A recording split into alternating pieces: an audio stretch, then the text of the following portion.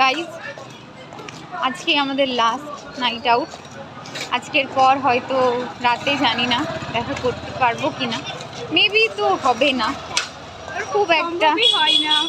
যতই বলি দেখা করব একবার সবাই যদি মানে ছেড়ে চলে যায় আমরা একে অপরকে, তারপরে তো আর দেখা করা ইম্পসিবল। কাছে থাকবো কিন্তু না হয় না। কতজনের সাথে ছাড়া হয়েছে, কলেজ লাইফ, স্কুল লাইফ, থাকাই হয় না, মেস লাইফ, অনেক লাইফই তো আমরা লিড করলাম একসাথে।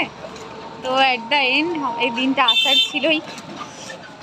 কি করব, না চাইতেও বলতে হচ্ছে আলবিদা মেরে প্যারে দোস্ত। এই যে আরেকটা, এ তো মুখে কথা বলতে পারে না, এর বোবা। আমার মুখের ভাষা হারিয়ে গেছে, আমি কি বলবো, বুঝতেই পারছো কত কষ্টের ব্যাপার। ডোনা সেই দিন থেকে কান্না শুরু করছিল, মনে আছে লিসা? ওর খুব কান্না পাচ্ছে।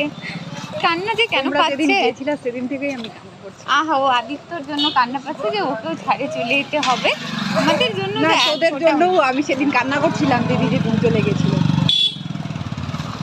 তো যাই হোক, তাও আমাদের সাথে টাইম কাটাতে ওর ভাল লাগছে না।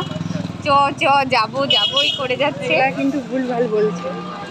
আর কি করব, আমার আর দিদির বেশি কষ্ট হচ্ছে, কারণ আমরা শুধু, আমার আর কেউ নাই। তো এরা তো তাও এক জায়গায় থাকবে। কোথায় থাকবো, বাড়ি গেলে আমি তো বেরো হই না, ও হয় না। তবু একটা নাম, আমি ওকে তেলায় তেলায় বললেও ও আসে না আমার বাড়ি। আরে তুই আসবি।